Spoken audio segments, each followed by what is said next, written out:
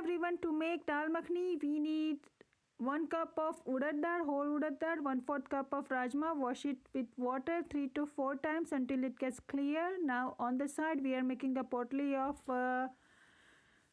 some ginger, whole big piece of garlic, anise seed, cloves, some small elaichi, 2 big elaichi, and 2 tej patta.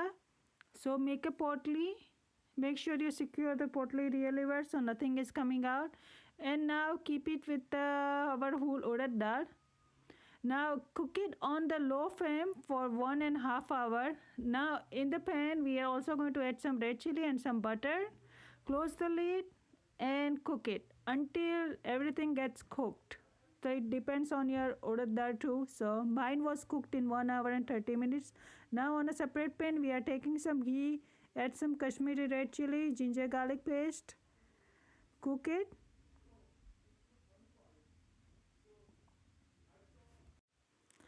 Now add half can of tomato sauce. Make sure you use tomato sauce, not the fresh tomato. Also add some jeera powder. Stir it really well.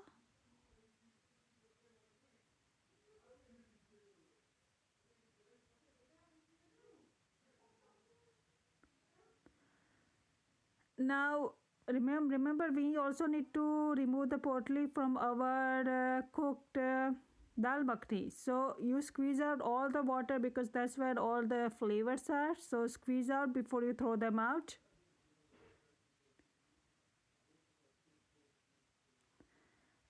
And now our sauce is ready.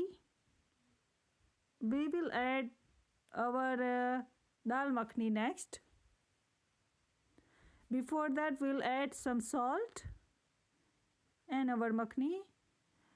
Make sure you use the masher to mash it with some turmeric powder inside and just mash it using the masher. Because the gravy needs to be thick.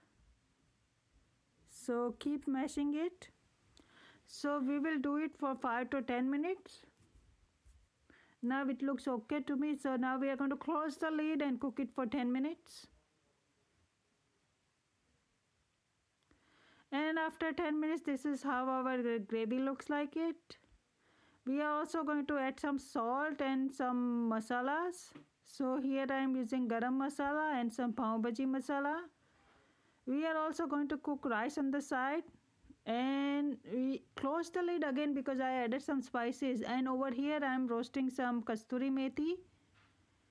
At the end you add some butter inside